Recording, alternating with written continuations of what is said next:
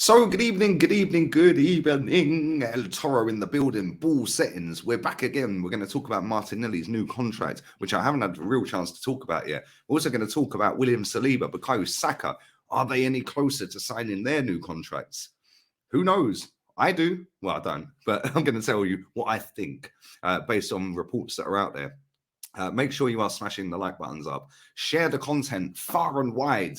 Let's get it out there. Share it all over the place on all your socials. Make sure you leave your donations down below using the thanks option. Do appreciate it. I will also be back again at 1 o'clock ish UK time today with another live stream. Obviously, the transfer deadline is getting ever closer before the window slams shut for another couple of months until the summer dash for players starts again. But one player that has signed a new contract is Gabriel Martinelli, which is absolutely fantastic.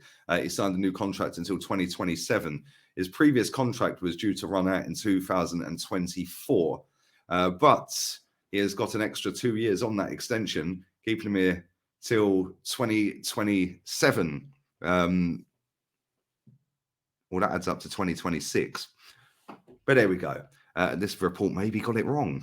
Martinelli's previous contract ran until 2024, with the club holding an option of an extra 2 years extension. So that's 2026 then. Okay. Well, anyway, either way, he has signed a new contract, something that we have activated. Well, I say signed. It was obviously in the contract to extend it if they wished. Obviously, they've done that to protect his value, but his value is going to be quite a lot of money now he's got that extra length of contract. We did this with William Saliba on a different length of contract. Obviously, he only had 6 months left. We activated the extra 12 months on that contract just before New Year's Eve, and that's kept keeping him here for another year. So, come the summer, Saliba's down to the last year. Obviously, we had an option to extend Martinelli's for 2 years. Now he's going to be until 2026. So fantastic, brilliant news. Fantastic player. He's not been brilliant in the last few weeks, but overall, since he's been at this football club, he has been somebody that's getting you off your seat. Some great performances over the few years that he's been here. And let's not forget, he is still only 21, which is mad when you think he's been here, 3 years? Came when he was 18 to Arsenal. So top player.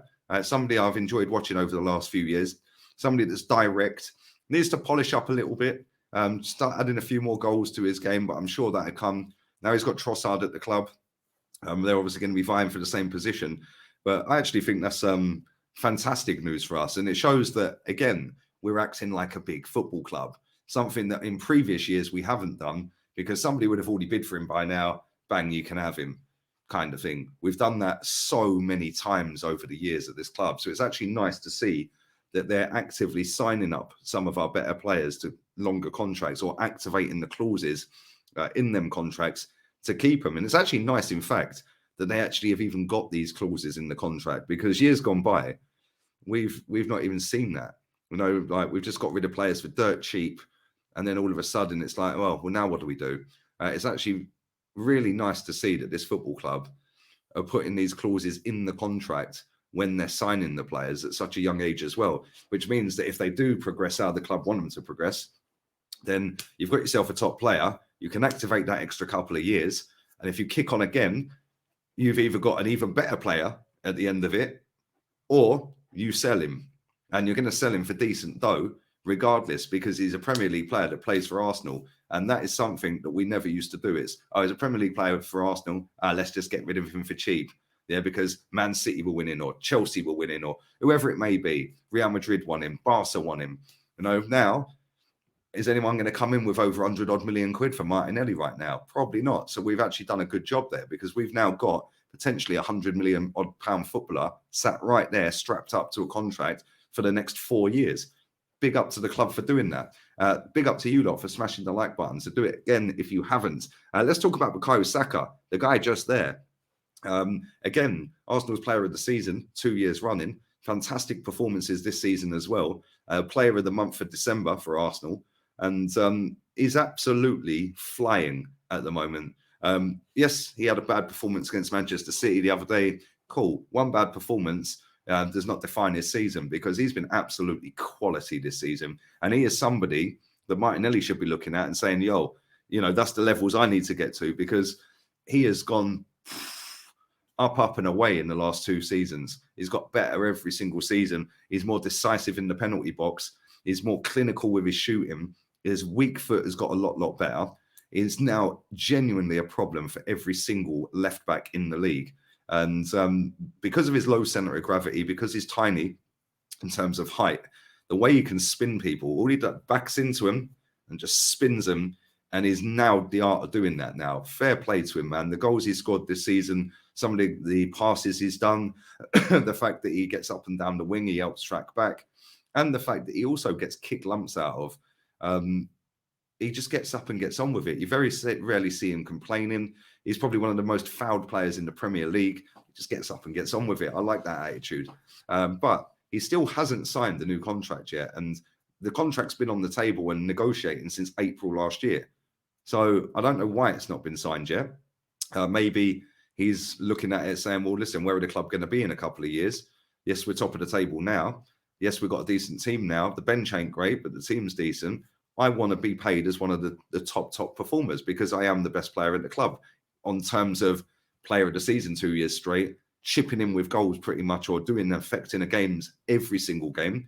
I want to be seen like that in my pay packet. So yeah, it's kind of worrying a little bit, but at the same time, I do think he will sign a contract. Maybe he already has signed a contract, and maybe at the end of this transfer window, if we don't go and get Caicedo in, that'll be the little sweetener that this football club go, there you go, Bukayo Saka's staying, Starboy's staying, and that'll sweeten everyone up for not signing Caicedo, because again, everyone had just picked the rug up and sweep that under the carpet because Bukayo Saka signed. So maybe they've already done that. Mikel Arteta did say back in, I think it was December, I think I found the quote from December, and with William Saliba, that he hopes they both stay and they're both part of the plans, etc., etc. They've shown over the months that they've got quality to play at the level we want them to play at, he said. So, listen, he obviously wants to keep him. He knows that he's got 2 very, very good players there. Let me know what you think. Obviously, Nelly's signed. Let me know whether you think Saka will sign. Let me know how much you think he will get pay-wise per week. And let's move on very quickly to William Saliba. Again, another one that we activated that extra year in his contract, because I didn't know this. And I think it was pretty worldwide and known worldwide that he had 18 months left on his contract. But it actually turned out he only had 6. So Arsenal had until the 31st of December last year to activate that extra clause that was in the contract, which they swiftly did, which now means he's got, well, it's less than 18 months now, 17 months, something like that, left on his contract. But this, again, is worrying. And this is the most worrying out of the 3 for me, because as much as I rate all 3 of them, I think this guy, if we take him out of our defence, we're in big problems. We'll be going back to the same defence, bar Zinchenko, that was there last year, that didn't do great. And I think there's going to be a lot of clubs that will be looking at William Saliba with 1 year left on his contract. Whereas with the other 2, I think they're kind of untouchable at the moment. I don't think anyone's going to be coming in and trying to swag them away from Arsenal. Whereas with Saliba, 1 year left on his contract, doesn't really owe Arsenal anything. 1 year in the summer, by the way. He doesn't really owe Arsenal anything. And been loaned out under this manager 3 different occasions, come back in, and our defence has gone, looks amazing since he's been in there. And people will say, yeah, but that's because we got Zinchenko in, that's because we've got Jesus. Well, Zinchenko, yeah, cool, he's a good player, very good player, and so is Jesus. But Zinchenko is not a defender, he's more of a midfielder. And you can see that in his performances. He's not great defensively, but he makes the team play in a different way, which means we dominate the ball a little bit more and overpower teams within the midfield, which means we don't get countered on so much because we're so far up the pitch, we win the ball back very quickly. But when we have been countered on, William Saliba and Gabriel have been flawless pretty much most of the season. Yes, they've both had stupid bozo moments this season, but what defender doesn't?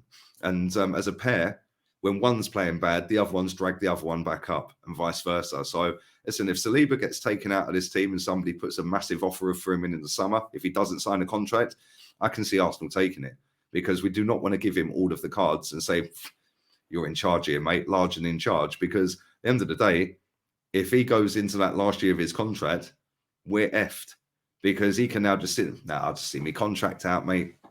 Yeah, see it out. And if we take him out of that team, we're a lot weaker. Put it that way. And he is a massive, massive part, along with Zinchenko and along with Jesus this season, as to why we look so much better than we did last season. We didn't have Saliba there last season. Yeah, we had Ben White playing at centre back, which I never want to see happen again, by the way. Yeah, I think he's proven enough at right back to say, yeah, actually, you're a competent, very good right back. Don't ever want to see him at centre back because he can't defend properly at centre back. Maybe the fact he looks so great at right back is because of Saliba. I don't know. Let me know what you think in the comment section. Leave it all down below. I will be back again at 1 o'clock this afternoon, roughly 1 o'clock, 1:30. But keep the notification bell on. Not that it'll probably send you any, is what it is. But keep it on. And I'll be back again after that with another stream about 5 o'clock as well. Then I'm on with Henry Wright.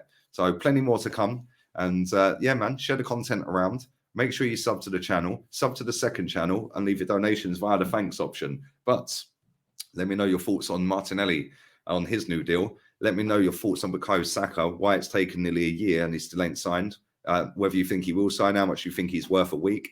And then let me know what you think will happen with William Saliba as well, because like I said, he is going down to the last year of that contract in the summer, 30th of June. So kind of worrying. He's got 17 months left on his contract at the minute. But let me know, leave it all down below, and I'll be back again at about 1 o'clock this afternoon. Adios, amigos. Ciao.